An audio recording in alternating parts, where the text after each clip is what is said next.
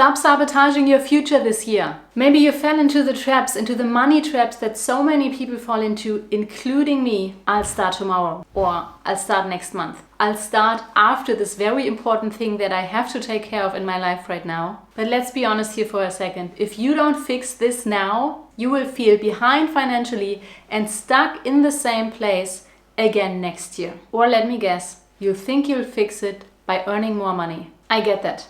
I procrastinated on saving and investing for years because I thought I need a higher income. But here's the truth. More money is not the solution. So let me share 3 shifts that changed everything for me. So you can break the cycle too and create a plan that works. And finally build the wealth so that money can serve you instead of the other way around. If we haven't met yet, I'm Sophia, and on this channel we explore strategies on how to build wealth and become financially free without living frugal. And shift number 1 is income is not the key to building wealth. And that took me the longest time to understand. And I think the main reason for that is that I grew up learning that the ultimate indicator for wealth is income. I remember conversations I had with my friends where it was about, wow, this person earns 5,000 euros per month, or this person earns 8,000 euros per month, or when you start working at this company, you'll earn 100,000 in your first year. I did not, by the way. I never earned more than 100,000 per year. But then I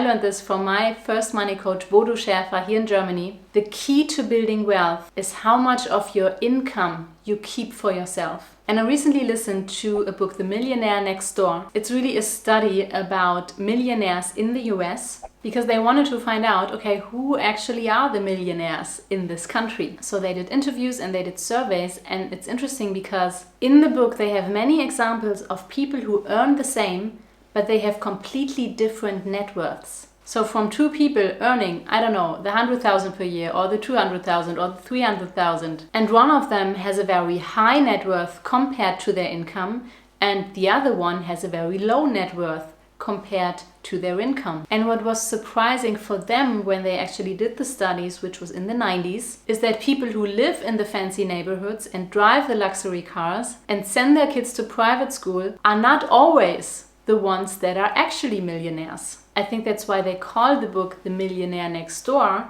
because they found out that many millionaires actually live in the, let me call it, normal neighborhood. Now that doesn't mean that also millionaires live in the fancy neighborhoods, but the important aspect is they moved there after they had built their million net worths. And the people who live there with a low net worth, it's the ones who moved there before they built their wealth, and then all of those high costs prevent them from building wealth. So they do earn the income that allows them to have that lifestyle, but they don't keep anything from that income. And then that becomes the reason why they never really build wealth. Shift number 2 for me was you can start small. And this is a bit related. So what held me back in the beginning was that I was convinced that I don't earn enough money. But then once I got started, I started to research investment strategies. I was actually surprised of how small you can start. And I think I didn't really know this before, or at least I didn't notice it because I was so blocked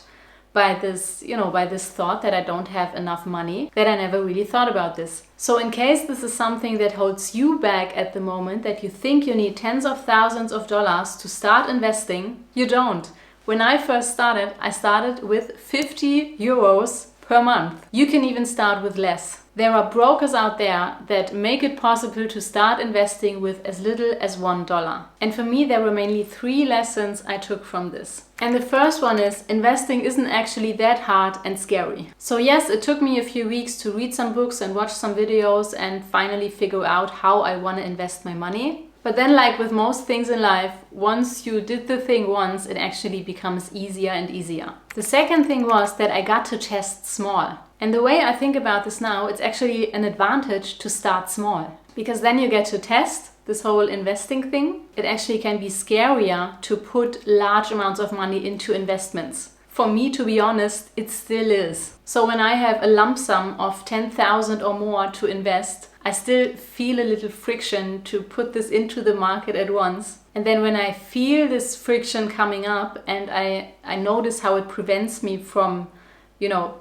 from investing it, then I just divide it into sums where it's more comfortable for me to do that. Even though from a mathematical standpoint, it's better to invest a lump sum all at once. It's weird sometimes how the mind works, because I mean, I've been in this game for over 10 years now, and I still have this hesitation and this trying to time the market. I mean, in the end, it's wondering, is this the right time now, or should I wait until tomorrow when the price is lower? Even though I know time in the market is better than timing the market. Anyway, that was a little detour. So it can be easier with smaller amounts, even when you're not a beginner anymore. And number 3, it's about building the habit. And I think this is the one that's most underestimated, because maybe you catch yourself thinking, these $50, this won't make a difference. But the thing is that it's not just about those $50 or $100 or $1 or $10 or whatever you want to start with. It's about building the habit and overcoming the fear and overcoming the friction that I just talked about. And the longer we do this, the more normal it becomes. And that's what we want. We want it to become normal. And shift number 3 for me was treat all income the same. So when I started working my first full-time job, I started to save and invest a part of that income immediately, because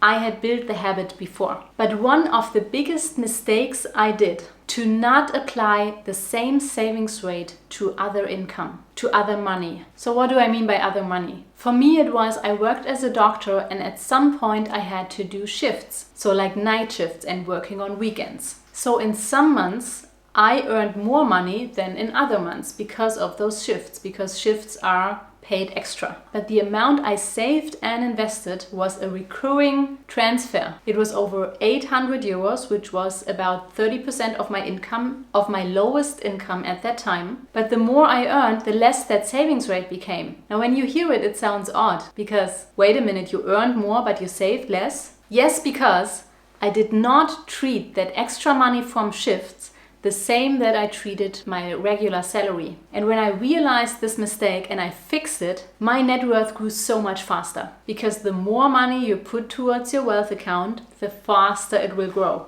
By the way, I've been talking about net worth a lot in this video, but I actually discovered this relatively late in my own financial journey. But now in hindsight, I wish I would have found out about this earlier, because I think the safest way to change is to track your progress. And the way you track your progress when it comes to money is through measuring your wealth. And that is by measuring your net worth. The net worth is everything that you own minus everything that you owe. I track my net worth 4 times a year, so at the beginning of every quarter, and I use an Excel sheet that I've been used since many years now. I also included a graph at the end of it so that you don't just see your numbers, but you also have a visual. And to see that visualized for me is very rewarding. If you want, you can try it out as well. It's completely free. I put a link in the video description. Thank you for watching. I hope this helps, and I see you in the next video. Bye bye.